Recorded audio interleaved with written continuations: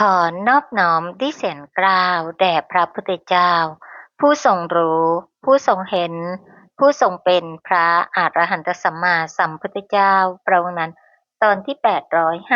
857ตื่นเถิดลุกขึ้นเถิดมาทำความประเสริฐให้เกิดขึ้นแก่ตนและเกื้อกูลแก่เหล่าสัตว์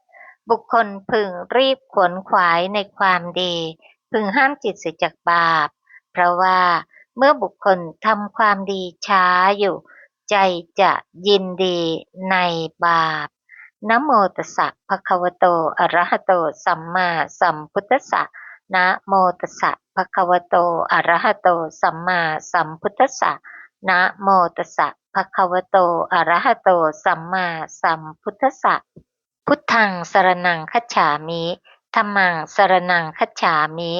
สังฆังสรณังคัจฉามิทุติยัมปิพุทธังสรณังคัจฉามิทุติยัมปิธัมมังสรณังคัจฉามิทุติยัมปิสังฆังสรณังคัจฉามิตติยัมปิพุทธังสรณังคัจฉามิตติยัมปิธัมมังสรณังคัจฉามิ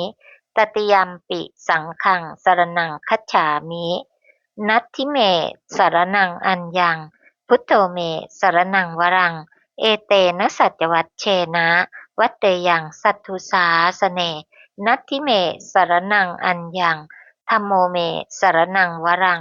เอเตนะสัจวัชเชนะวัตเตยังสัทธุสาสเนนัตถิเมสรณังอัญญัง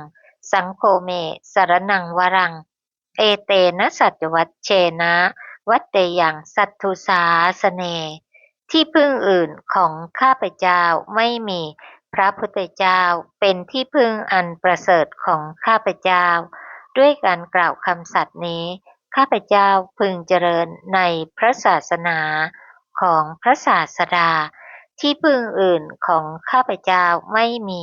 พระธรรมเป็นที่พึ่งอันประเสริฐของข้าพเจ้าด้วยการกล่าวคำสัตย์นี้ข้าพเจ้าพึงเจริญในพระศาสนาของพระศาสดา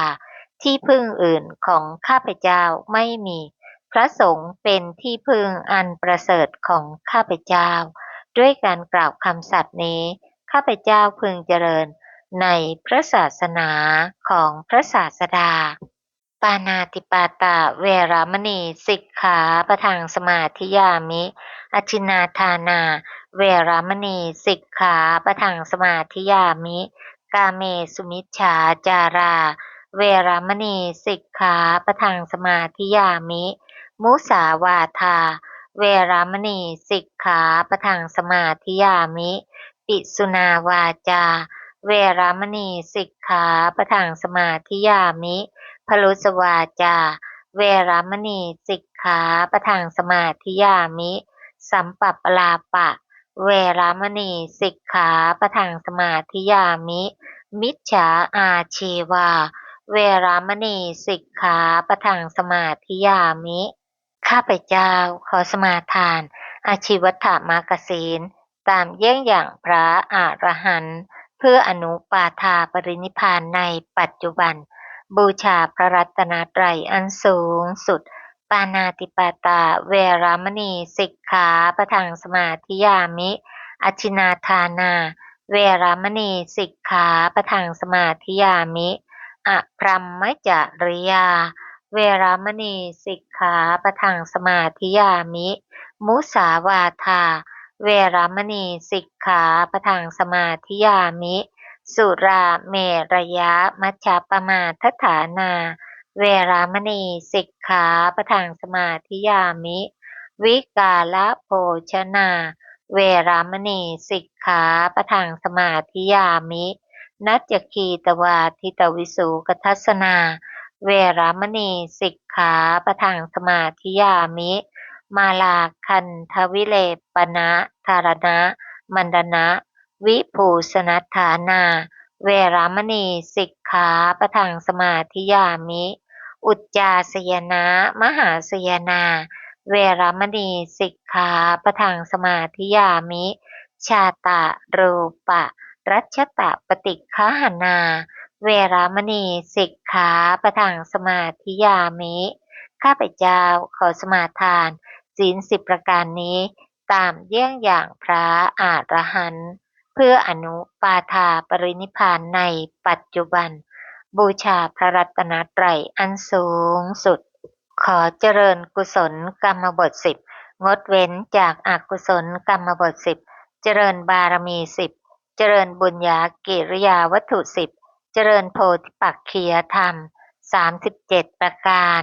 อันประกอบด้วยสติปัฏฐาน4สัมมัปปทาน4อิทธิบาท4อินทรีย์5พละ5โพชฌงค์7อริยมรรคมีองค์8เพื่ออนุปาทาปรินิพพานในปัจจุบันบูชาพระรัตนตรัยอันสูงสุดท่านผู้มีบุญมากทั้งหลายก็คงตื่นกันขึ้นมาแล้วนะคะด้วยความสุขกายสุขใจและปลอดภัยกันอยู่ได้ศึกษาพระสัทธรรมร่วมกันในเรื่องของรูปธรรมและนามธรรมเพื่อรู้ชัดว่าอย่างนี้รูปอย่างนี้ความเกิดแห่งรูปและขณะนี้ก็ได้ศึกษาในเรื่องของนามธรรมคือจิตกันอยู่เพื่อที่จะได้เรียนรู้ว่าอย่างนี้วิญญาณอย่างนี้ความเกิดขึ้นแห่งวิญญาณเป็นต้นค่ะขณะนี้เราศึกษามาถึงโลภะมูลจิตว่าเกิดด้วยเหตุอะไรบ้างซึ่งนั้นก็มีอยู่ด้วยกัน4เหตุใช่ไหมคะก็คือ1ปฏิสนธิมาด้วยกรรมที่มีโลภะเป็นบริวารซึ่งสิ่งเหล่านี้นะคะแต่ละบุคคลนั้นแตกต่างกันออกไปบ้างก็ห้อมล้อมด้วยโทสะเป็นบุคคลที่มีโทสะนะคะในข้อ2คือจุติมาจากภพที่มีโลภะมากก็ต้องไม่ใช่พรหมโลกแน่นอนใช่ไหมคะนั่นก็คือจากเทวโลกซึ่งไปเสวยสุขด้วยผลแห่งกุศลวิบากนานาประการนั่นเองนะคะซึ่งต่างกันกับบุคคลที่ไปเกิดในพรหมโลกบุคคลเหล่านั้นท่านสงบนิวรณ์จึงเป็นผู้ที่เมื่อกลับมาเกิดในโลกมนุษย์นั้นความพึงพอใจในกามคุณนั้นไม่มีนะคะดังตัวอย่างของปิภริมานพกับใครคะภัททกาปิลานี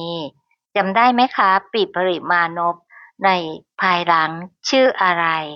ก็คือท่านพระมหากัสสปะนั่นเองนะคะซึ่ง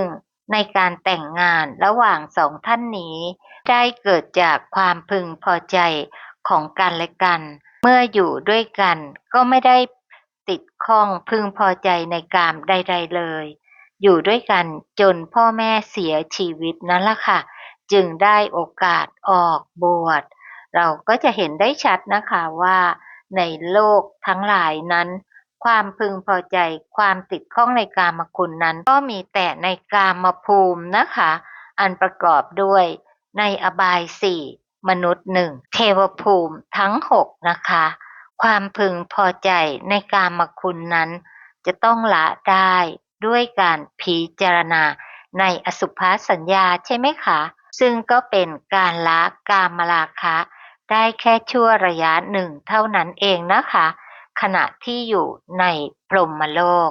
ในข้อ3คือได้ประสบกับอารมณ์ที่ดีๆอยู่เนืองๆเราก็คงไม่อยากเป็นผู้หิวตลอดกาลใช่ไหมอยากจะเป็นผู้อิ่มบ้างในชาดกที่เป็นกามชาดกได้กล่าวเอาไว้ดังนี้ค่ะบรรดาความอิ่มทั้งหลายความอิ่มด้วยปัญญาประเสริฐนักผู้อิ่มด้วยปัญญาย่อมไม่เดือดร้อนเพราะกามบุคคลผู้อิ่มด้วยปัญญาแล้วตัณหาย่อมทำเขาไว้ในอำนาจไม่ได้อานิสงส์สำคัญของการอิ่มด้วยปัญญาก็คือ 1. ไม่ต้องเดือดร้อนเพราะกาม 2. ตัณหาทำเขาไว้ในอำนาจไม่ได้เพียงเท่านี้ก็คุ้มแล้วใช่ไหมคะที่เราจะร่วมกันขนขวายเพื่อความอิ่มด้วยปัญญาและเพื่อความเป็นผู้มีปัญญาบริบูรณ์ปัญญาปริปูรีคนส่วนมากเดือดร้อนเพราะอะไรคะเราก็คงตอบได้ใช่ไหมคะว่าคนส่วนมากเดือดร้อนอยู่เพราะกามและอยู่ใต้อำนาจของตัณหาคนส่วนน้อยนิดเดียว ที่ไม่ต้องเดือดร้อนเพราะกามและไม่อยู่ใต้อำนาจของตัณหาจึงเป็นเสรีชนที่แท้จริงย่อมหาความสุขได้แม้ในเรื่องอันน่าจะทุกข์ปัญญาสหิโตนโรอิทะอปิดุขเขสุสุขานิวินดติด้วยเหตุดังกล่าวมามหาบุรุษย่อมมีอุดมคติว่าแม้จะสิ้นทรัพย์ก็ขอมีชีวิตอยู่อย่างผู้มีปัญญาเมื่อไม่ได้ปัญญาแม้จะมีทรัพย์ก็ไม่ขอมีชีวิตอยู่ค่ะเราทั้งหลายนั้นมุ่งมั่นศึกษาพระสัทธรรมกันนี้เพื่อปรุงแต่งกุศลอันประกอบด้วยปัญญาก้าวไปถึงที่สุดในมรรคปัญญาเพื่อออกจากกามทั้งปวง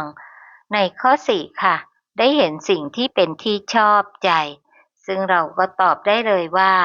เห็นเท่าไหร่ก็ไม่รู้จักพอยกคำว่าเห็นแต่ในที่นี้ก็คือในทวารทั้ง5อันประกอบด้วยการได้รับรู้ในสีเสียงกลิ่นรสโผฏฐัพพะซึ่งได้เห็นบ่อยๆได้รับรู้บ่อยๆเพียงไร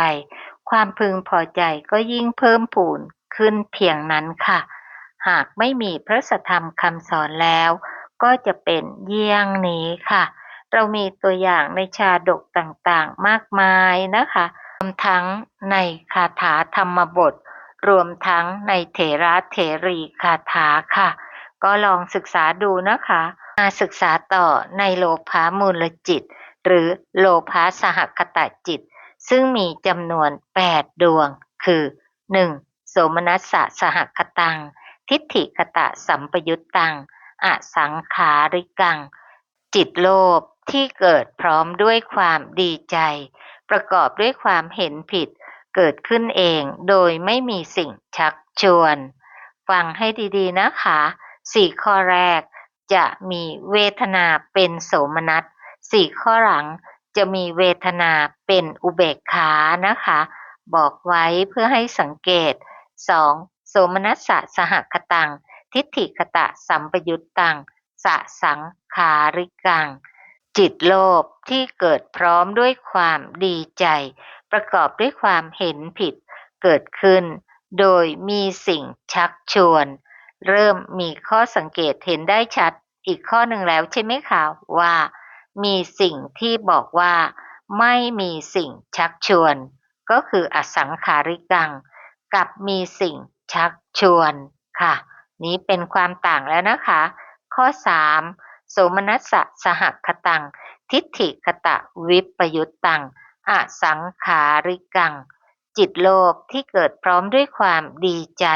ไม่ประกอบด้วยความเห็นผิดเกิดขึ้นเองโดยไม่มีสิ่งชักชวนเมื่อข้อ1ข้อ2นั้นประกอบด้วยความเห็นผิดจึงมีคำว่าทิฏฐิคตะสัมปยุตพอข้อ3ข้อ4เริ่มเห็นแล้วใช่ไหมคะว่ามีคำว่าทิฏฐิคตะวิปยุตก็คือไม่ประกอบด้วยความเห็นผิดข้อ4โสมนัสสะสหคตังทิฏฐิคตะวิปยุตตังสสังขาริกังจิตโลภที่เกิดพร้อมด้วยความดีใจไม่ประกอบด้วยความเห็นผิดเกิดขึ้นโดยมีสิ่งชักชวนส่วนในข้อ5ถึงข้อ8นั้นจะต่างกับ1ถึง4ก็ตรงที่ว่ามีเวทนาเป็นอุเบกขาค่ะในข้อ5อุเบกขาสหคตังทิฏฐิคตะสัมปยุตตังอสังขาริกังจิตโลภที่เกิดพร้อมด้วยความเฉยประกอบด้วยความเห็นผิดเกิดขึ้นเองโดยไม่มีสิ่งชักชวนข้อ6อุเบกขาสหคตังทิฏฐิคตะสัมปยุตตังสสังขาริกังจิตโลภที่เกิดพร้อมด้วยความเฉยประกอบด้วยความเห็นผิดเกิดขึ้นโดยมีสิ่งชักชวนข้อ7อุเบกขาสหคตังทิฏฐิคตะวิปยุตตังอสังขาริกังจิตโลภที่เกิดพร้อมด้วยความเฉยไม่ประกอบด้วยความเห็นผิดเกิดขึ้นเองโดยไม่มีสิ่งชักชวนข้อ8อุเบกขาสหคตัง ทิฏฐิคตะวิปยุตตังสสังขาริกังจิตโลภที่เกิดพร้อมด้วยความเฉยเฉยไม่ประกอบด้วยความเห็นผิดเกิดขึ้นโดยมีสิ่งชักชวนหากเราศึกษาในเรื่องของอารมณ์เราก็จะรู้จักว่าอารมณ์นั้นพอจะแบ่งออกได้เป็น3อย่างที่เป็นปัจจัยแก่เวทนา3นั้นก็คืออิทธารมณ์เป็นอารมณ์ที่ดียิ่งหรือบางท่านก็จะใช้ว่าอติอิทธารมณ์เป็นปัจจัยแก่เวทนาแบบไหนคะในกลุ่มของอกุศลซึ่งแน่นอนก็คือเป็นปัจจัยแก่โสมนัสเวทนาส่วนในลักษณะที่2ของอารมณ์เป็นอิทธมัชฌัตตารมณ์เป็นปัจจัยแก่เวทนาแบบไหนก็ตอบได้แน่นอนคืออุเบกขาส่วนอนิถารมณ์นั้นเป็นปัจจัยแก่เวทนาที่เป็นโทมนัสเวทนาซึ่งไม่ได้ประกอบในโลภะมูลจิตนะคะแต่ประกอบอยู่ในโทสะมูลจิตค่ะก็เอามากล่าวรวมกันไว้ทีเดียวก่อนจากอารมณ์3เป็นปัจจัยแก่เวทนา3นั่นเองนะคะเกิดทางไหนก็ตอบเป็นภาษาง่ายๆนะคะว่าเกิดทางใจซึ่งแน่นอนค่ะเป็นชาวนาวิถีนั่นเองซึ่งมีอยู่7ขณะทีนี้เราก็มาศึกษาว่าในโลภะ8ดวงนั้นมีสิ่งที่ควรทำความเข้าใจอยู่3คู่ค่ะคือคู่ที่1โสมนัสสะสหคตังแปลว่าเกิดพร้อมด้วยความดีใจนั้นต้องถึงกับปีติคือความอิ่มเอิบใจด้วยนะคะโลภะ8จึงมีอยู่ด้วยกัน4ดวงนะคะคือ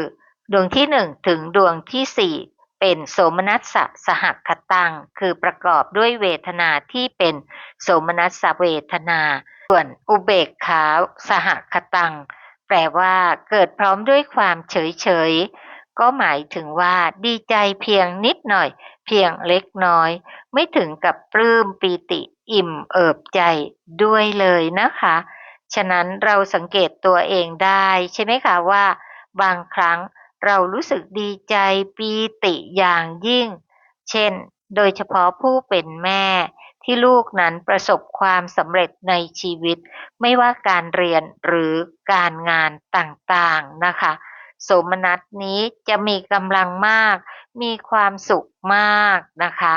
ส่วนอุเบกขานั้นก็สังเกตได้ไม่ยากหน้าตาจะเฉยๆไม่ค่อยมีความปีติอิ่มเอิบใจให้เห็นชัด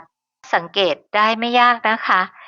เคยเห็นรูปที่พ่อแม่ไปรับปริญญาพร้อมลูกแล้วยังคะถ้าเคยเห็นสังเกตได้เลยค่ะหน้าตาของคุณพ่อคุณแม่นั้นจะเบิกบานนะคะมีปราโมทย์ปีติเกิดขึ้นนั้นก็คือความโสมนัสโสมนัสนั้นอาจจะเป็นไปด้วยเมตตาและมุทิตาซึ่งเป็นกุศลแต่ก็อาจจะสลับได้กับโลภะมูลจิตนะคะเพราะเป็นลูกของเราทั้งโสมนัสและอุเบกขาเป็นเวทนาซึ่งเวทนาทั้งหมดนั้นมี5คือสุขเวทนาทุกขเวทนาโสมนัสเวทนาโทมนัสเวทนาและอุเบกขาเวทนาแต่ในโลภะมูลจิตนี้มีเวทนาได้เพียง2คือโสมนัสและอุเบกขาเท่านั้นคู่ที่2คือทิฏฐิคตะสัมปยุตตังกับทิฏฐิคตะวิปยุตตังคำว่าทิฏฐิแปลว่าความเห็นไม่เจาะจงว่าเป็นความเห็นผิดหรือความเห็นที่ถูกต้องตามสภาพความเป็นจริงแต่โดยอรรถะคือตามความหมายแห่งธรรมะแล้วถ้าใช้ลอยว่าทิฏฐิเฉยๆก็หมายถึงว่าเป็นมิจฉาทิฏฐิในกรณีของอกุศลจิตเพราะเป็นสิ่งที่ประกอบกับโลภะมูลจิตนั่นเองซึ่งสามารถที่จะตอบได้เลยว่าเป็นความเห็นผิดเสมอเว้นไว้แต่ในที่ใดบ่งบอกว่าเป็นสัมมาทิฏฐิหรือทิฏฐิวิสุทธิ จึงหมายความว่าเป็นความเห็นชอบเห็นถูกต้องตามสภาพแห่งความเป็นจริงทิฏฐิคตสัมปยุตในโลภะมูลจิตนี้จึงหมายถึงว่าประกอบด้วยมิจฉาทิฏฐิโดยตรงทีเดียวเช่นเห็นผิดว่าบาปไม่มีผลแห่งการทำบาปไม่มีลักทรัพย์เขาปล้นทรัพย์เขาถ้าไม่ถูกจับติดคุกก็ไม่ต้องตกนรกหมกไหม้ที่ไหนเลยดังนี้เป็นต้นนี้เป็นลักษณะของมิจฉาทิฏฐิหรือเวลาจะถามกันว่าคนนั้นตายแล้วเนี่ยจิตเขาไปอยู่ที่ไหนเขาไปเกิดแล้วยังสิ่งเหล่านี้นะคะจะเห็นได้ชัดเลยว่าเป็นมิจฉาทิฏฐิเพราะเราศึกษาแล้วเรารู้ได้ทันทีว่าจิตแต่ละดวงนั้นเกิดแล้วก็ดับไปเกิดใหม่ต่อตามเหตุตามปัจจัยโดยเฉพาะหากยังไม่เข้าถึงอนุปาทาปรินิพพานย่อมมีปัจจัยนำเกิดในภพต่างๆหรือดังตัวอย่างที่คนมักจะกล่าวว่าเอ๊ะแล้วพรหมลูกฟักเนี่ยเหลือแต่รูปจิตไปไหนพวกนี้ก็จะเห็นว่าจิตนั้นเที่ยงจึงแสวงหาว่าไปอยู่ที่ไหนพระอนาคามีหรือพระอรหันต์เข้านิโรธสมาบัติจิตไปอยู่ที่ไหน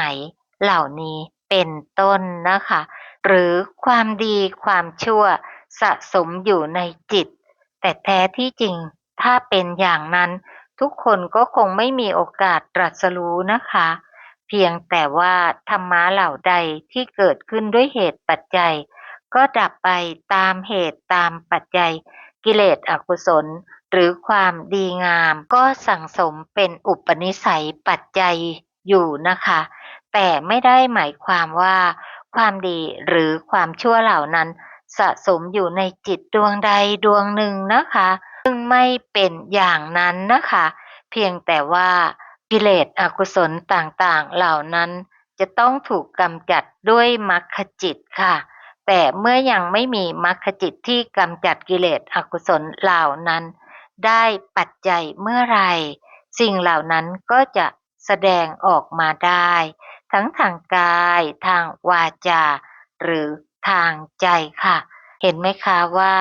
การได้ศึกษาพระสัทธรรมนั้นประเสริฐเพียงไรได้รู้ความจริงได้รู้เหตุปัจจัยต่างๆที่จะเป็นเหตุในการที่จะออกจากความชั่วความไม่รู้ด้วยการเข้าถึงกุศลนานาประการที่จะเกื้อกูลต่อการเข้าถึงมรรคผลนิพพานเพื่อจะได้ไม่ต้องทนทุกข์อยู่ในวัฏฏะสงสารค่ะผู้ที่มีความเห็นผิด10ประการดังที่กล่าวเป็นตัวอย่างไปแล้วนะคะนั้นย่อมได้รับทุกข์รับโทษหนักมากเป็นธรรมดาเพราะย่อมกระทำลงด้วยความมาดหมายและมุ่งมั่นอย่างเต็มที่ใช่ไหมคะไม่มีความยับยั้งชั่งใจประการใดๆเลยบางทีก็ถึงกับทำเย้ยให้ดูว่านี้ไงล่ะไม่เห็นตกนรกด้วยซ้ำไปเราก็คงเห็นตัวอย่างกันมาบ้างนะคะในชีวิตที่หมุนไปหมุนมากันอยู่อย่างนี้ส่วนทิฏฐิคตวิปยุตหมายเพียงว่าไม่ประกอบด้วยความเห็นผิดเท่านั้นจะต้องมีความเห็นถูกด้วยหรือไม่นั้นไม่ได้กล่าวถึงกล่าวอีกในหนึ่งว่าทำไปโดยไม่รู้แต่ไม่ถึงกับอวดรู้อีกด้วยโทษทันก็ย่อมเบาหน่อยเมื่อกล่าวถึงโลภะ4ข้อ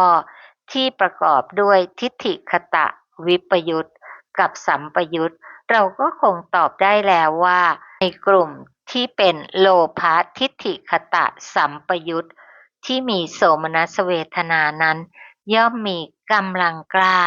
มากกว่าในกลุ่มที่เป็นทิฏฐิคตวิปยุตใช่ไหมคะก็ขอให้เราทั้งหลายนั้นร่วมกันศึกษาและปฏิบัติตามพระธรรมคำสอนของพระสัมมาสัมพุทธเจ้าให้ถูกต้องถูกตรงตามพุทธประสงค์ออกจากมิจฉาทิฏฐิโดยง่ายโดยเร็วโดยพลันในปัจจุบันนี้โดยทั่วกันนะคะที่การศึกษาและปฏิบัติธรรมเพื่ออนุปาทาปรินิพพานในปัจจุบัน ด้วยสัจจะวาจานี้ หม่อมฉันทั้งหลายเชื่อมั่นว่าจะเป็นปัจจัยในการแทงตลอดในอริยสัจสี่โดยง่ายโดยพลันในการปัจจุบัน ขอทุกท่านจงมีส่วนแห่งมหากุศลทั้งสิ้นนี้ เพื่ออนุปาทาปรินิพพานโดยทั่วกันทุกตนทุกท่านค่ะ